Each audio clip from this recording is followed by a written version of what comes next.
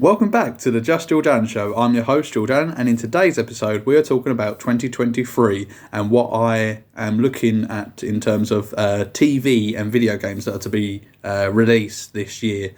Happy New Year to everyone. Sorry I haven't uploaded in quite a while. I think the last time I uploaded was Boxing Day. I think it was Boxing Day, yeah. Apologies for that. I also did a short video as well, which thank you to everyone who viewed it because it has over 400 views, which is incredible. Thank you very much for all that. But yeah, in today's episode, I was going to talk about what I'm looking forward to seeing being released in 2023 in terms of TV programs and video games.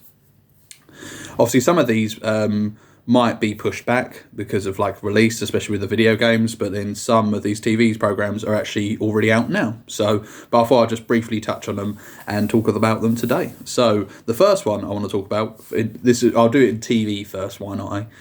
So TV programs, the first one is already out right now, and that's The Apprentice. So The Apprentice used to always be on, I believe, in like November of each year, but they moved it to January. I think that's because of COVID. I think they didn't release it in November, so they did it in January for the filming last year. So they have now brought back The Apprentice. It's on it's in this month. It came out last Thursday. So yeah, I really enjoyed the first episode. You can straight away with The Apprentice now always see who the who the annoying people are going to be in the program, and then it's just getting to know their names, and you'll be like, oh right, yeah, they're still annoying. Or no, actually, they're only annoying in the first episode, but obviously a lot of them just lie on their application for it and all that. But yeah, it'll be good. So yeah, episode 1 has already been released. So if you haven't watched it, you can watch it on iPlayer or obviously I think you can watch it on like demand or stuff as well, on a Sky or a Virgin Box. But yeah, that's every Thursday at 9 o'clock. So sometimes they do move the episodes around, but it's usually a Thursday 9 o'clock. The next TV program that also comes out in this month that I'm looking forward to watching is The Last of Us. Now, it's based off the video game of the same name, created by Naughty Dog. And I think it basically uses the same storyline, I believe. Probably the odd tweak here and there, because whenever they release a TV or movie based off a video game, they don't go carbon copy, of the source material. Like, for example, the Resident Evil movies don't feature, like the first one, for example, doesn't feature Jill Valentine or Claire Redfield or Chris Redfield or Albert Wesker, but then they do later on. But then the story isn't the exact carbon copy, whereas this Last of Us TV series, by the trailers alone anyway, does look quite similar to the games, which is good. Pedro Pascal will be the main character, Joel.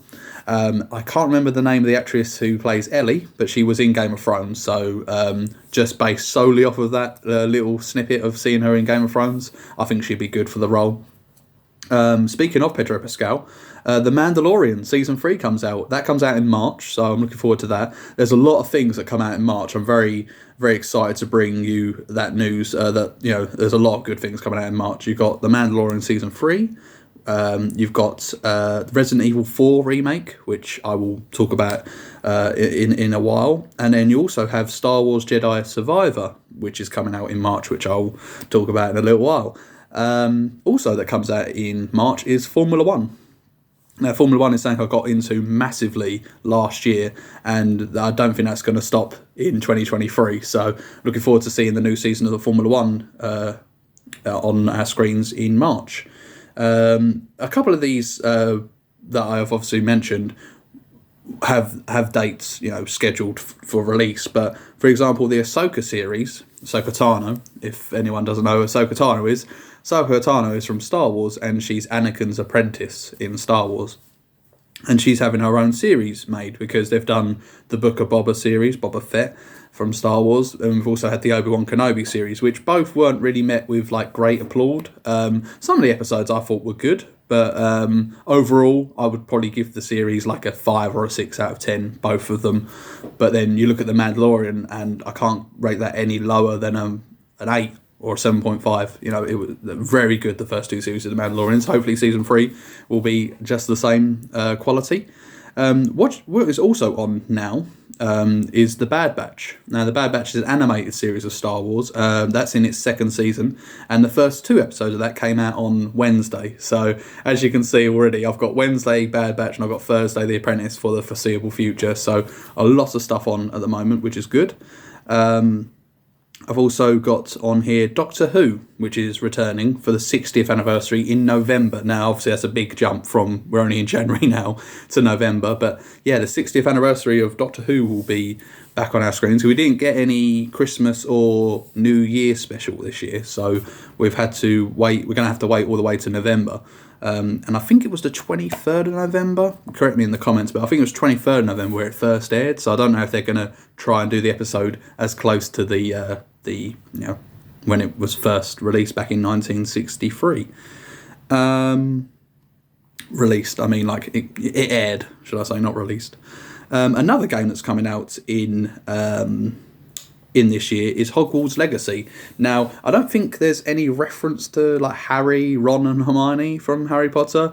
I haven't really looked into it much, but I think you just take control of a character that you create and you put them in whatever house you want to. So obviously Gryffindor, Slytherin, Hufflepuff or Ravenclaw.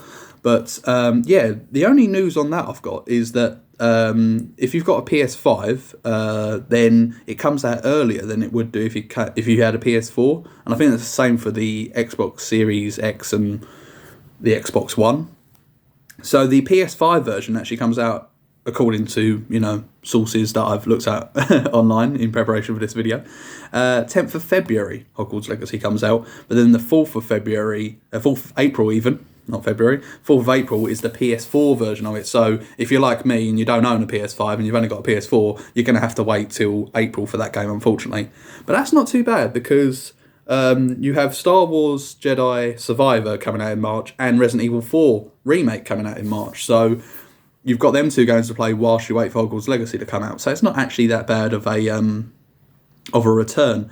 Resident Evil 4 Remake is obviously just the first game, but like reimagined. It's called a reimagination. So like a remaster is the first game, like the original game, but just better graphics, certain things better quality, but then overall it's the same story from start, middle and end. So with Resident Evil 2, when they did the remake of that, it mainly was the same as Resident Evil 2, like some of the areas and certain things, but then certain areas get taken out of the game or certain ones get added in, so it's not a remaster. Whereas if you look at Resident Evil 1 remaster, it's a complete copy of the first game. Obviously there's a couple of things that get added, like Lisa Trevor, for example, gets added in Resident Evil 1 remastered.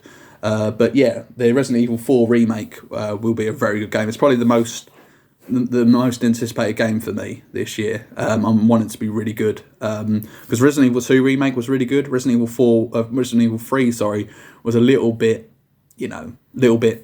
lower quality. Still good, but not as good as Resident Evil 2. So I'm hoping 4 takes it back up because we haven't had a Resident Evil game since Resident Evil Village, which was Resident Evil 8, but they used a VII in Village. So they put VII for like Village. It was a very, very cool way of putting 8 in the name of the